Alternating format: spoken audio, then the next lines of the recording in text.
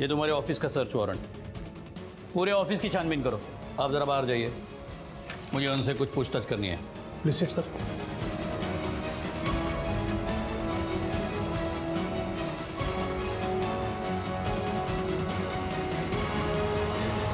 नीलेश और उसकी बेटी को क्यों उठवाया? सर मैं नीलेश और उसकी बेटी को क्यों उठवाऊंगा? उसकी बेटी को तो मैं पहचानता भी नहीं हूँ। तुमने तो उसकी पूरी फैमिली को गायब करने की धमकी दी थी। देखिए सर, हमारे बिजनेस में इस तरह की बातें करनी पड़ती हैं और 2-4 हज़ार की बात नहीं है, पूरे 75 लाख की बात है और 75 लाख रुपए में मुझे अभी तक एक भी रुपया नहीं मिला है।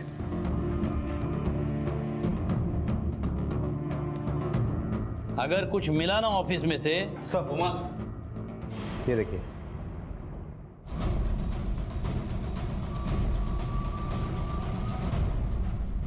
तुमने तो कहा नहीं उठवाया, तो ये रिकवरी एजेंट क्यों हायर किया था? सर मैं रिकवरी एजेंट के थ्रू उसको उठवाने वाला था, लेकिन मैंने उसे उठवाया नहीं है। आप चाहे तो फोन करके रिकवरी एजेंट से पूछताछ कर सकते हैं। हेलो, क्या? ठीक है सर, नीलेश वापस आ गए। मुझे अपनी नहीं, हमारी बेटी की चिंता है। एक पूरा दिन 24 घंटे हो गए और उसकी कोई खबर नहीं। पता नहीं कहाँ होगी, किस हाल में होगी। नीलेश, मैंने पुलिस में कंप्लेंट की है, वो लोग कोशिश कर रहे हैं ना। कोशिश कर रहे हैं तो अभी तक उसकी कोई खबर क्यों नहीं है? नहीं, मैं उसे खुद ढूंढ लूंगा। मैं किसी के सहारे नहीं बैठने वाला। फिलहाल तो आपको खड़ा रहने के लिए भी सहारे की जरूरत है। क्या आप बता सकते हैं आप कहाँ थे और आपकी ये हालत कैसे हुई? सर, वो कल मैं जब ऑफिस से निकला तो अचानक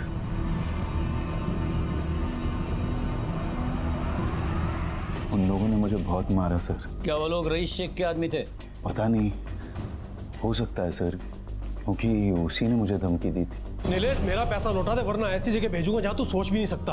मैं रईस का पैसा है, हलक में हाथ डालकर निकाल लूंगा तेरे। पहचान सकते हो उन्हें?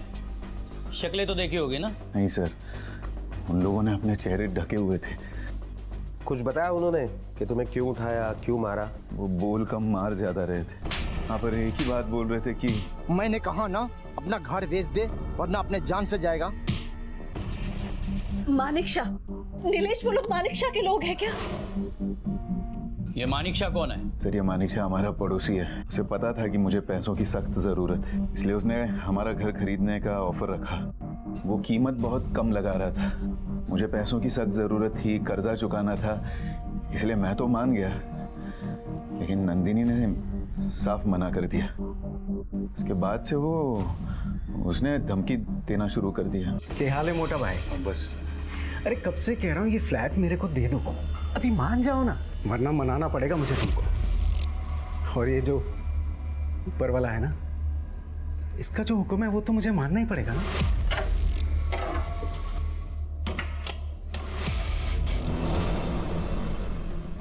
क्या हुआ सर, कोई प्रॉब्लम? क्या किया तुमने नीलेश की बेटी रिया के साथ, और नीलेश को क्यों उठवाया? क्या मतलब मैं रिया को कुछ क्यों करूंगा और मैं नीलेश को क्यों उठाऊंगा सर? कल सुबह तुम कहाँ थे? कल सुबह मैं सिकंदर आहूजा के साथ था, आहूजा बिल्डर के मालिक। कल रात 8 बजे के आसपास तुम कहाँ थे? कल रात वो मैं कमाल है, सुबह कहाँ थे ये साफ साफ याद है, लेकिन कल रात 8 बजे कहाँ थे ये याद करने में इतना वक्त लग रहा है? सर वो कल रात मैं अपने किसी पर्सनल काम में बिजी था। कौन सा पर्सनल काम? सॉरी सर, वो तो नहीं बता सकता। ठीक है, चलो हमारे साथ। हमारे धर्म कर्म देखोगे तो खुद के नहीं दूसरों के पर्सनल काम भी बताओगे। चलो। सर एक मिनट, मैं बताता हूँ सर। मैं कल रात सोनाली के साथ था। कौन सोनाली? मेरी दोस्त है सर, वो एक एक्ट्रेस है। कल मैं उसके साथ उसके शूट पे गया हुआ था, लेकिन मैं तो सुबह 4-4:30 बजे आ गया था वापस।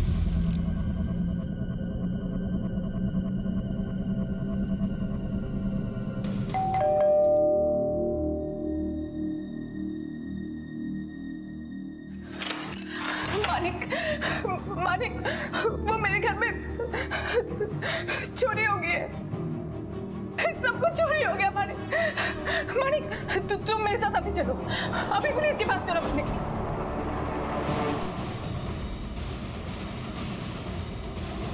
सोनाली रो मत, ज्वेलरी मिल जाएगी।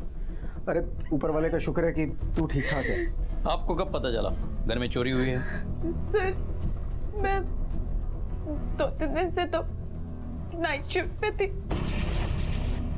जब आज घर पे आई तो देखा कि सब सामान फैला हुआ था और मेरी अलमारी खुली थी, मेरी सारी ज्वेलरी गायब। दादा मैडम, इनका स्टेटमेंट ले लो। अच्छा, 2 दिन जब आप शूट पे थी तो ये घर बंद था या कोई था घर में? नहीं सर, वो मेरी बेटी आर्या घर पे थी। मैं कभी नहीं जाती उस रूम में। क्यों? घिन आती है मुझे उस रूम से, बदबू आती है उस मानिक शाह की। तावड़े, रिया के दोस्तों की एक लिस्ट बनाओ और पूछताछ शुरू करो। हो सकता है उसके पास में हमें कुछ ऐसा मिले जिससे मदद हो।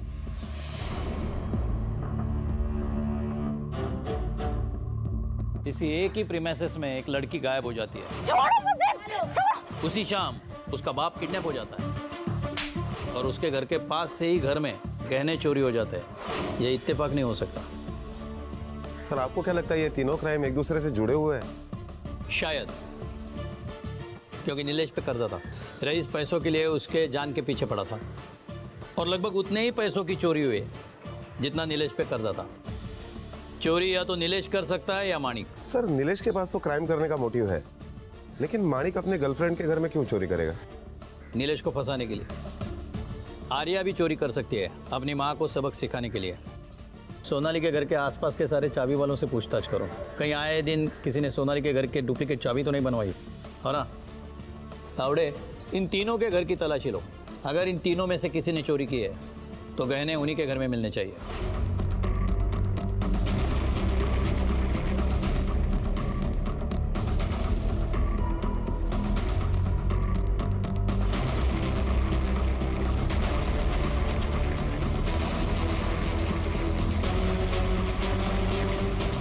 उधर कुछ मिला? नहीं सर। बालकनी में देखो। सर। हाँ,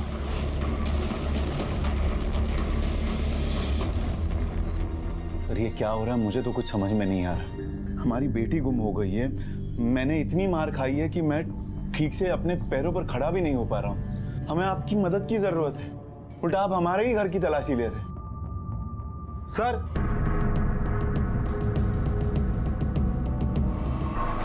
सर ये देखिए ड्रग्स यहाँ टीवी के नीचे मिला।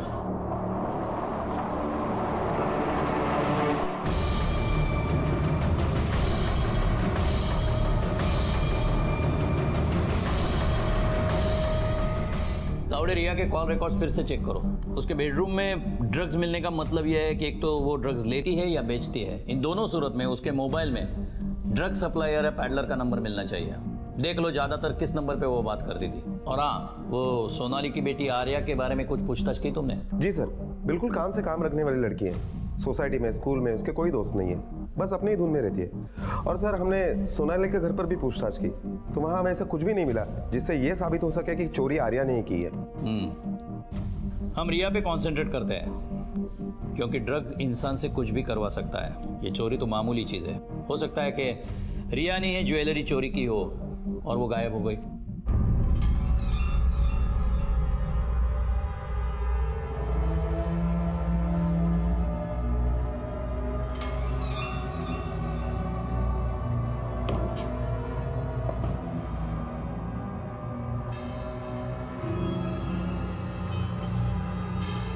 खाना खा लो।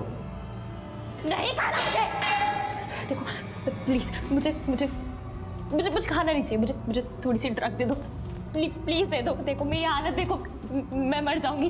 प्लीज थोड़ी सी दे दो, मैं भीख मांग रही हूँ। प्लीज थोड़ा सा दे दो। सुनो सुनो सुनो सुनो, देखो तुम एक पूरी दे दो।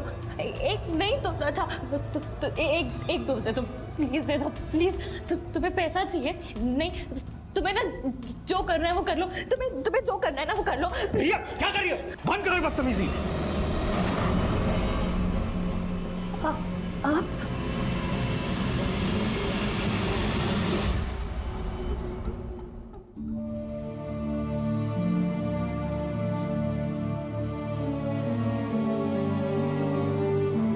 मम्मा मुझे जल्दी ठीक नहीं होना, क्योंकि जब मैं बीमार पड़ती हूँ तभी तो आप मेरे साथ रहते हो, नहीं तो मैं अकेली। मामा प्लीज़ आप मुझे छोड़ के मत जाओ, प्लीज़। मैं ना खुद ठीक हो जाऊंगी, प्लीज़ मामा। अरे नंदिनी, तुम ऑफिस नहीं गई? नीलेश, रिया की तबीयत नहीं ठीक है। अब तुम बहाने मत बनाओ, रिया को सिर्फ बुखार है। तुम ऑफिस नहीं गई तो सैलरी कटेगी, पता है ना तुम्हें। पर नीलेश, तुम जाओ, टेंशन मत लो, मैं संभालूंगा इसको।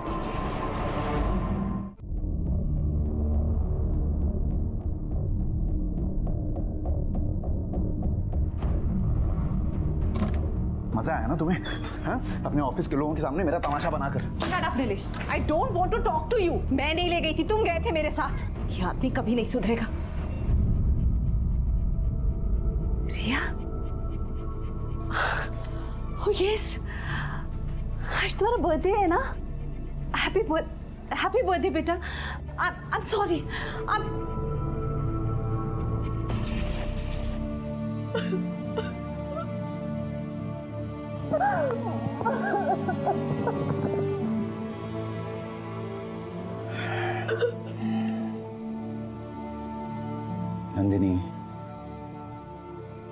नंदिनी प्लीज खाना खा लो, प्लीज। नंदिनी क्या प्रॉब्लम है? तुम खाना खाने से क्यों मना कर रही हो? प्रॉब्लम तुम हो, मेरी और मेरी बेटी की इस हालत के।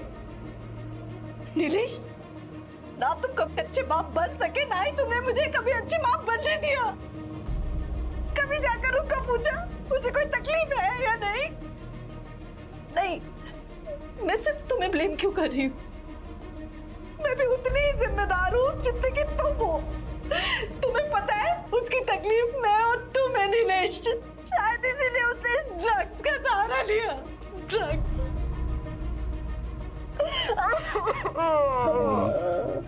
नंदिनी, इसमें तुम्हारी कोई गलती नहीं है, गलती सारी मेरी है और मैं सच में इस गलती को सुधारना चाहता हूँ।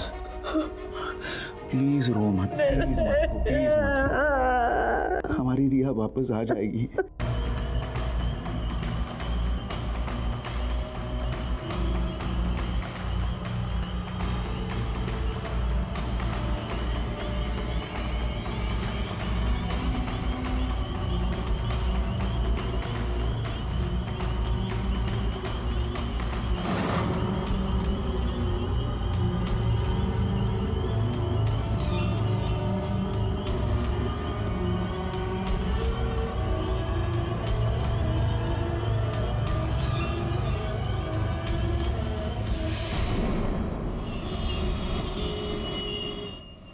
हाँ, मैं बाद में फोन करता हूँ आपको।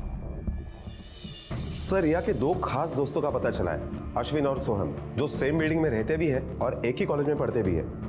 काफी गहरी दोस्ती है इन तीनों में।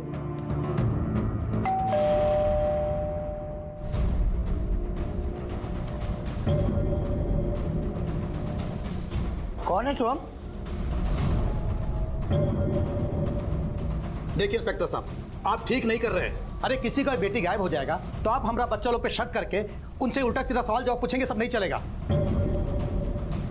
जानते नहीं आप किससे पंगा ले रहे हैं। रातों रात आपका ट्रांसफर करवा देंगे, और वो भी ऐसे जगह पर जहां इंसान तो क्या जानवर तक नहीं मिलेंगे आपको पूछताछ करने के लिए। लेके आओ इन्हें। इंस्पेक्टर साहब, बेटा चिंता मत करो। इंस्पेक्टर साहब ठीक नहीं कर रहे हैं, बेटा चिंता मत करो, हम हैं। अच्छा ये बताओ, रिया ड्रग्स लेती है? हाँ सर। क्या तुम दोनों भी ड्रग एडिक्ट हो? नहीं सर, हम कोई ड्रग्स नहीं लेते। तुम्हारी जबान झूठ बोल सकती है, लेकिन ब्लड रिपोर्ट नहीं। तावड़े, टेस्ट करवाओ दोनों का। ओके सर, चलो। सर पर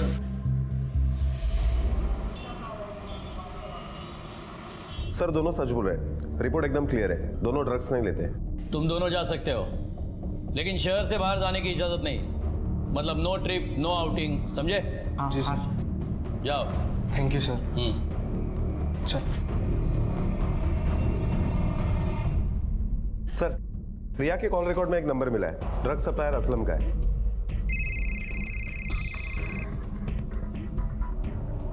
हेलो,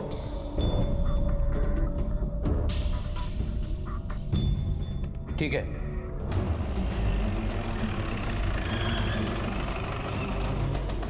क्या हो?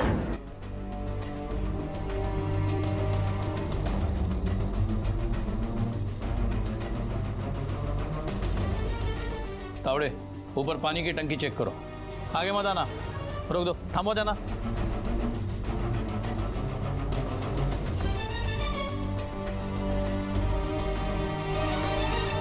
कुछ मिला? आराम से लेटाओ, आराम से रखो। नीट सावकाश, पाय बाहर गया।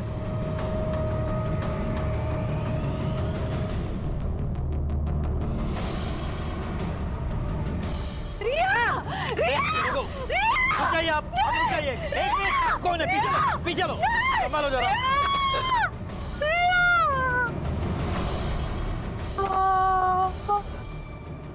जिस रिया और उसकी नशे की लत को आधार बनाकर पुलिस अपनी तहकीकात कर रही थी, वही रिया अपनी ही बिल्डिंग की पानी की टंकी में मृत पाई गई।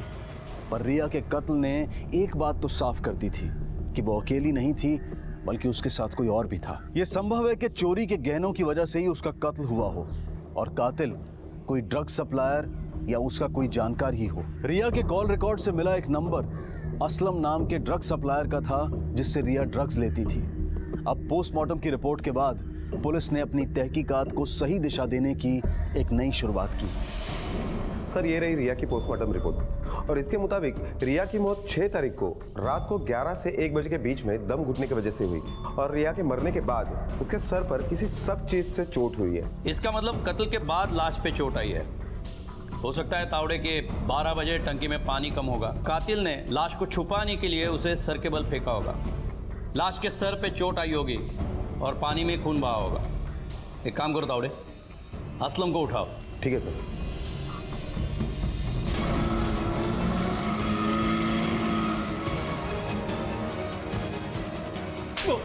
बोल। सब मैं काय के लिए मारेंगे उसको साहब? वो मर गई मतलब मेरा 3 लाख का नुकसान हो गया ना। ये 3 लाख रुपया मेरे को ही देना पड़ेगा। ऊपर कौन सा मेरा बाप लोग है साहब, वो तो कैसे सुनेगा कि वो मर गए मतलब 3 लाख रुपया छोड़ दिया। रिया के मरने के बाद मेरा मरने के चांस तो पक्का है। चल जा, दोबारा बोले तो आना, ढूंढना ना पड़े, समझे? हाँ साहब। तावड़े, रिया ने असलम को 3 लाख रुपया उधार चुकाने का प्रॉमिस किया था 1 हफ्ते में। इतनी बड़ी रकम वो लाती कहाँ से? चुप हो जा बेटे, चुप हो जा। जाने वाले को कोई रोक नहीं पाया है। ऊपर वाले के आगे किसी की मर्जी नहीं चलती।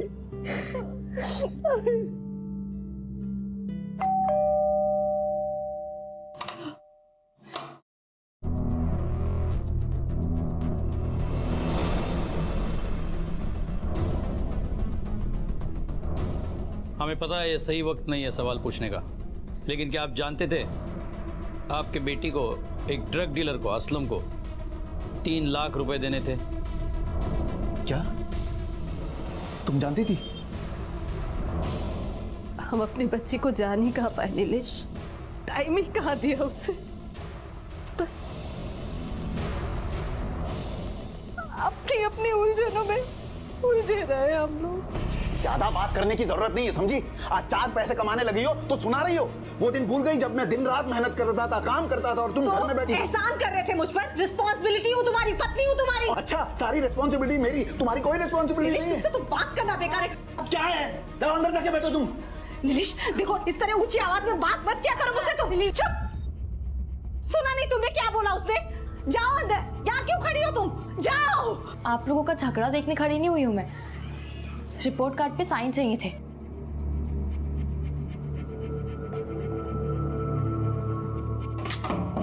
उस दिन उसने वो दरवाजा बंद करके खुद को हमारी दुनिया से अलग कर लिया और आज वो दरवाजा हमेशा के लिए हमारे लिए बंद हो गया। हम मर भी जाए तो भी हमारे गुनाहों की माफी नहीं है। बहुत बड़ा दिल था मेरी बच्ची का, सब कुछ अकेले सहती रही। हमें माँ बाप होने का हक ही नहीं है। नहीं है हक हमें माँ बाप होने का। अब जो कुछ भी हुआ उसकी जिम्मेदार मैं हूँ। नीलेश, नीलेश, नीलेश दरवाजा हो। नीलेश, दारू बड़ा। नीलेश, अरे क्या हुआ? को मारा तुमने? अरे मार। हेलो,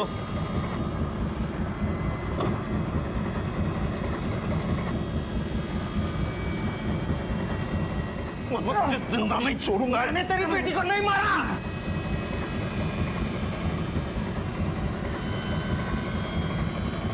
मैंने नहीं मारा तेरी बेटी को। सर मुझे बचा लीजिए सर। सर ये पागल हो गया, मुझे बाहर डालेगा। मैं इसको जिंदा नहीं छोड़ूंगा। सर इसी ने मेरी बच्ची को मार डाला एक फ्लैट के लिए। मुझे इससे परसों रात को इसने मुझे क्या धमकी दी थी?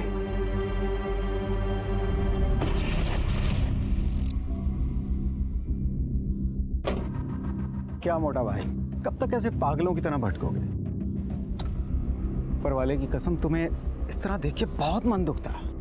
अभी रहने दो ना, हमें घर नहीं बेचना है। तुम्हारे फायदे की बात कर रहा हूँ। तुम मुझे अपना फ्लैट बेच दो, मैं तुम्हें तुम्हारी बेटी देता हूँ। ऊपर वाले की कसम, तुम्हारी बेटी मेरे पास है। अब बोलो, कब भाभी से साइन करा के देते हो?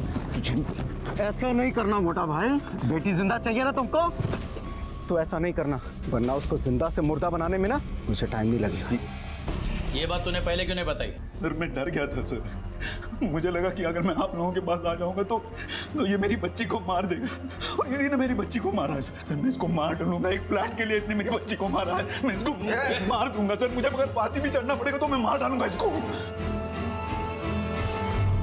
सर मैं झूठी धमकी दिया था। जब मेरे को पता चला कि रिया गायब है तो मैंने सोचा क्यों ना इस बात का मैं फायदा उठाए। लेकिन सर ऊपर वाले की कसम खा के बोलता है कि मेरे को नहीं पता रिया को किसने गायब किया और किसने मारा। मैंने तो बस एक तुक्का मारा था ताकि रिया के वापस आने तक वो मेरे को अपना फ्लैट बेच दे बस।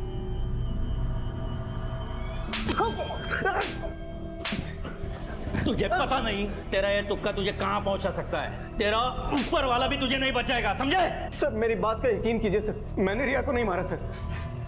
सच कह रहा हूँ सर, माणिक के ऑफिस के सीसीटीवी फुटेज के मुताबिक 5 तारीख को, यानी जिस दिन रिया और नीलेश किडनैप हुए थे, उसी दिन दोपहर को 12 बजे ये ऑफिस से बाहर निकल गया था, और वॉचमैन ने भी सोनाली के बिल्डिंग में इसे जाते हुए देखा है। सर ये बात सच है कि मैं वहाँ गया था, लेकिन मैं सीधा सोनाली के यहाँ गया था सर। लेकिन सोनाली ने तो अपने स्टेटमेंट में कहा कि उस दिन वो शूटिंग कर रही थी। तो तुम सोनाली के घर पे क्या कर रहे थे? सुन, ऊपर वाले की कसम खा खा के एक पे एक झूठ बोल रहा है तू। रिगमे सर डंडे की कसम खा के सच उगलवाओ इससे। रिमांड पे लो उसे। सर प्लीज, मैं ऊपर वाले की कसम खा के बोलता है सर, इस बार मैं बिल्कुल झूठ नहीं बोल रहा सर। मैं सोनाली के यहाँ गया था, लेकिन मैं सोनाली को मिलने नहीं, आर्या को मिलने गया था सर।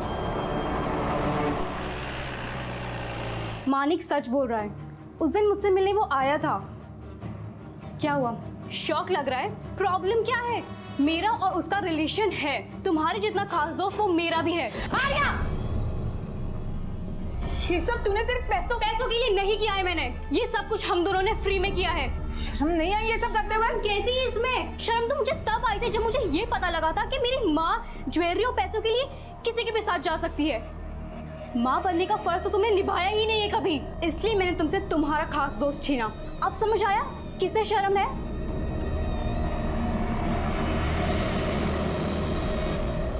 आवड़े, जिन लोगों से अभी पूछताछ की उन लोगों के कॉल रिकॉर्ड्स और लोकेशन का पता करवाओ, और ये देखना कि अश्विन और सोहम की छोटी सी इन्फॉर्मेशन भी मिस ना हो जाए।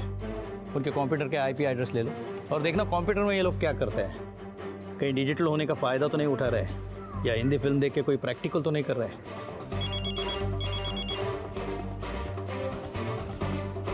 हेलो, हाँ उन्हें बिठाओ। हाँ अभी पहुँच रहे। हाँ चलो। कौन है आप दोनों? रिया के बारे में क्या जानते हो? सर वो रिया का किडनैप हमने ही किया था। सर हमने सिर्फ उसे किडनैप किया था, उसे मारा नहीं है। हाँ सर, आज सुबह हमने रिया के मारने की खबर अखबार में पढ़ी, तो हमें लगा कि एक न एक दिन तो आप लोग हमारे पास पहुंच ही जाएंगे, इसलिए हम लोग खुद ही आ गए सर। सचमुच आपने रिया को किडनैप किया था? जी सर। या ऐसे किडनैपर पहली बार देख रहे हैं? सर हम किडनैपर्स नहीं हैं। अब मेरा मतलब है कि हम पेशेवर किडनैपर्स नहीं हैं। वो तो हमें किसी ने ऐसा करने के लिए कहा और हम उसकी बातों में आ गए सर। किसने कहा? नंदिनी ये क्या है? ऐसा क्यों कर रही हो तुम? प्लीज ये सब मत करो तुम। माँ जी आप ही प्लीज इसे कुछ समझाइए। नंदिनी ये गलती मत करो। सालों पहले की गई गलती को सुधार रही हूं मैं नीलेश। तुम्हारी जिद, तुम्हारे तमाशों के सामने अगर घुटने ना टेकती तो शायद आज मेरी बच्ची जिंदा होती। मुझे तुम्हारे साथ 1 मिनट भी नहीं रहना। अब तलाक चाहिए मुझे। नंदिनी मैंने कहा ना कि मैं अपनी गलतियों को सुधारने की कोशिश करूंगा। प्लीज मान जाओ, मुझ पर भरोसा रखो। एक आखिरी भरोसा? और तुम पर? नीलेश मुझे तो लगता है कि मेरी बच्ची के साथ जो कुछ हुआ उसमें भी तुम्हारा हाथ है। तुम्हारा दिमाग खराब हो गया है। अरे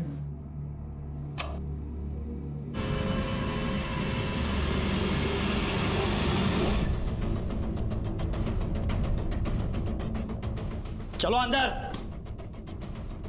मोरे भाऊ, देसाई तुम्ही? इन दोनों ने आपके बेटी को किडनैप किया था। जानती है किसके कहने पर? किसके?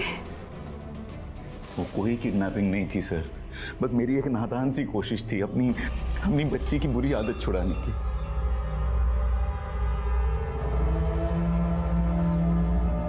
मुझे पता चल गया था कि रिया ड्रग्स लेती थी।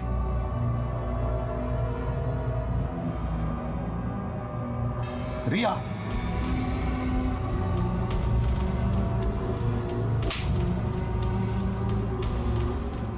मैंने उसकी ड्रग्स की आदत छुड़ाने के लिए समझाना, धमकी, मारपीट सब कुछ करके देख लिया था सर, लेकिन रिया पूरी तरीके से ड्रग एडिक्ट बन चुकी थी। फिर मैंने कहीं पढ़ा कि अगर ड्रग एडिक्ट्स को कुछ दिनों के लिए ड्रग से दूर रखा जाए तो उनकी आदत छूट सकती है। हाँ, रिहैबिलिटेशन सेंटर ले जा सकता था, लेकिन बात फैलती, बदनामी हो जाती, इसलिए मैंने इन 2 वर्कर्स को बड़ी मुश्किल से मनाया सर, बड़ी मुश्किल से। नहीं, हम ऐसा कैसे कर सकते हैं? हम कोई किडनैपर थोड़ी है। अरे किसने कहा ये किडनैपिंग है भाई? हम लोग भलाई का काम कर रहे हैं। मेरी बेटी को 2-4 दिनों के लिए ड्रग से दूर रखना है, उसकी ये बुरी आदत छुड़वानी है बस।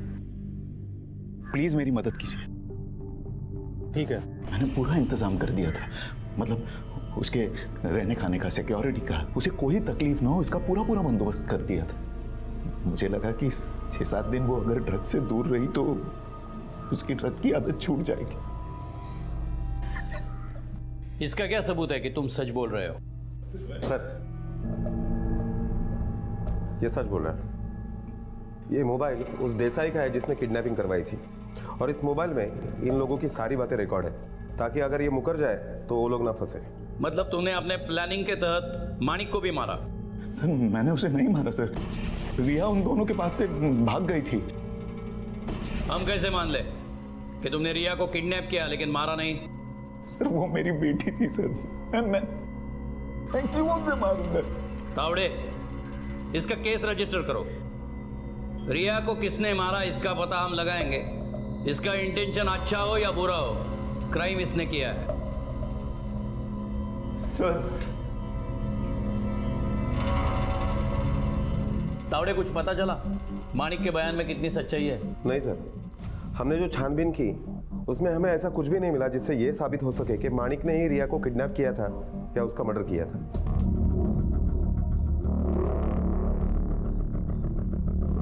नीलेश, तुम्हें सिर्फ जमानत मिली है, हमें इन्फॉर्म किए बगैर शहर मत छोड़ना। जी। लेकिन तुम जाओगे कहाँ? घर तो तुम्हारे बीवी के नाम है और उसने तो तलाक के लिए अर्जी दी है। तुम्हारे इस रिया के किडनैपिंग के प्लानिंग का दूसरा कोई अच्छा असर नहीं हो सकता। सारी गलती मेरी है सर, मैं उसे मनाने की पूरी कोशिश करूंगा। उसके अलावा मेरा है ही कौन? और जब तक नंदिनी नहीं मानती तब तक मैं मेरी सास के घर रह लूंगा। मेरे घर से बस 4 बिल्डिंग दूर ही है। मतलब बीवी घर में नहीं रखेगी लेकिन सास रखेगी? सर उस घर में कोई नहीं रहता, इन्वेस्टमेंट के नाम पर लेके रखा हुआ घर है, उसकी चाबी हमेशा मेरे पास ही रहती है। Thank you sir. तावड़े, इसे नहीं पता कि अनजाने में इसने हमें क्या बताया है। इसका और एक ठिकाना है जो आज तक हमें पता नहीं था।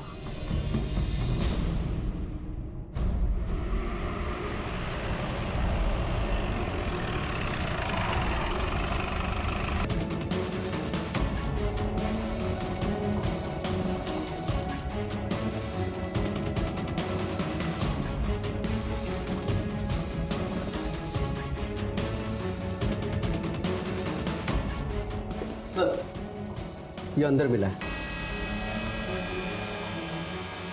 सर ये मिला। सर कुछ पैसे भी मिले। चोरी के डर से ये सारी चीजें 10 जगह छुपाए रखी थी हैं? चलो अब तुम्हारे समझदारी का इनाम देते हैं। अब बिना लग लपेटे सच बोलो, वरना अगर हम लपेटने पे आ जाए तो जिंदगी भर खुद को खोल नहीं पाओगे तुम। बोलो अब। सर वो मुझ पर 75 लाख का कर्जा था। एक तरफ रईस धमकी दे रहा था मुझे और दूसरी तरफ नंदिनी घर भेजने के लिए तैयार नहीं थी।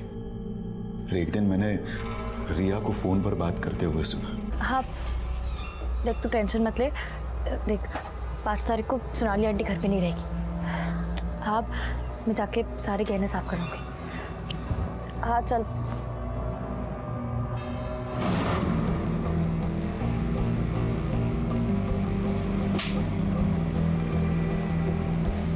बहुत हिम्मत पड़ गई तुम्हारी। हैं? चाबी दो, चाबी दो।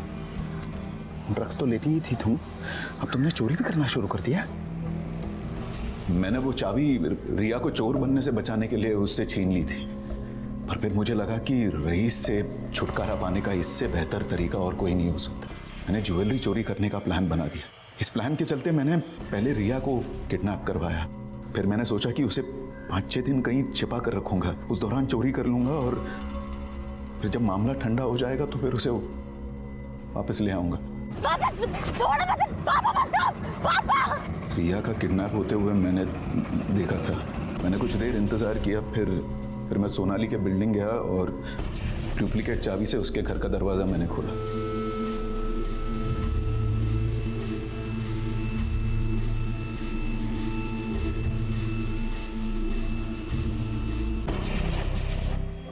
सब कुछ प्लान के मुताबिक जा रहा था। मैंने सोचा कि मामला ठंडा हो जाने के बाद मैं गहने बेच दूंगा, और उसी रात रईस के लोगों ने मुझे उठा लिया। फिर नंदिनी ने रिया की मिसिंग कंप्लेंट फाइल कर दी। रईस का नाम लेने में खतरा था, इसलिए मैंने मानिक को फंसा दिया, और उसी रात फिर रिया भी वहाँ से छूटकर भाग गई। सर मैं उसे बचा सकता, उसके लिए कुछ कर सकता, उससे पहले उसका कत्ल हुआ। सर मैं सच कह रहा हूँ, मैं क्रिमिनल नहीं हूँ सर। जो कुछ मैंने किया मैंने अपने फैमिली के लिए, अपने आप को बचाने के लिए किया। तुम ही नहीं, हर क्रिमिनल यही कहता है कि वो निर्दोष है।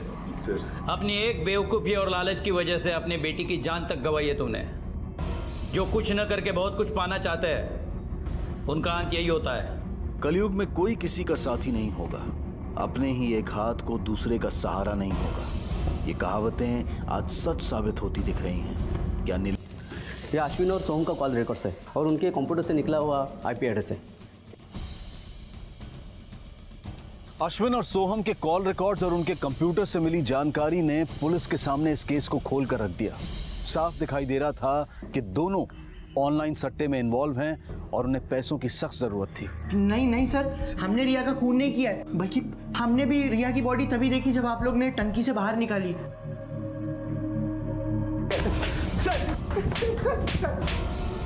ये क्या है?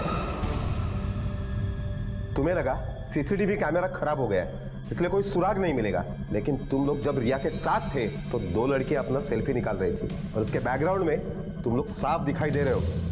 और ये सेल्फी 6 तारीख को रात को 11 बजे निकाली गई है।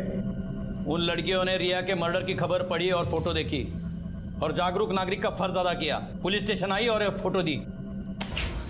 सुन, पुलिस की मार अच्छी चीज नहीं है, इसलिए जल्दी सच बोलो। बोलो। सर हम लोग 5 तारीख को सोनाली आंटी के यहाँ चोरी करने वाले थे सर। सर चोरी भी हुई सर, लेकिन हमें हमारा हिस्सा नहीं मिला सर क्योंकि रिया गायब हो गई थी सर।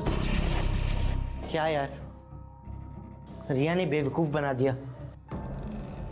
चाबी हमने बनवाई और गहने लेकर वो भाग गई। सर वो वापस आई सर, वो घर जाती उससे पहले ही हमने उसे लिफ्ट के पास पकड़ लिया था सर। कहने का सब बेच खाई।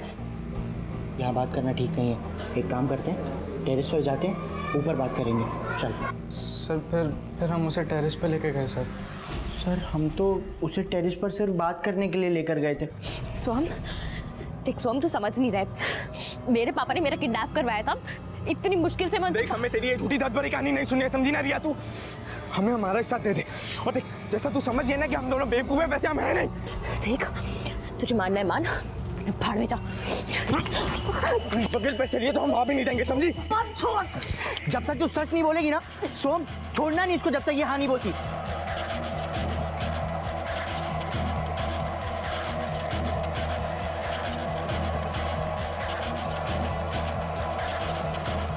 रिया, सोम क्या किया यार? सर हमें बिलीव ही नहीं हो रहा था कि वो सच बोल रही है सर।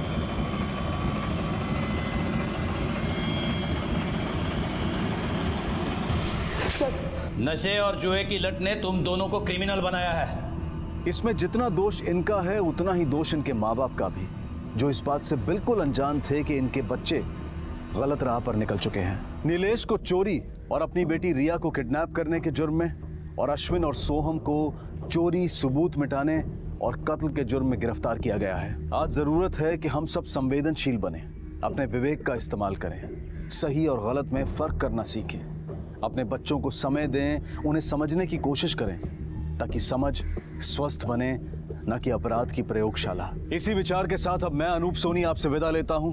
फिर मुलाकात होगी अगले एपिसोड में एक और चौंका देने वाले केस के साथ।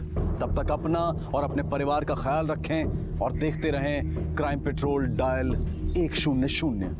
सबक एक को सीख हम सबको।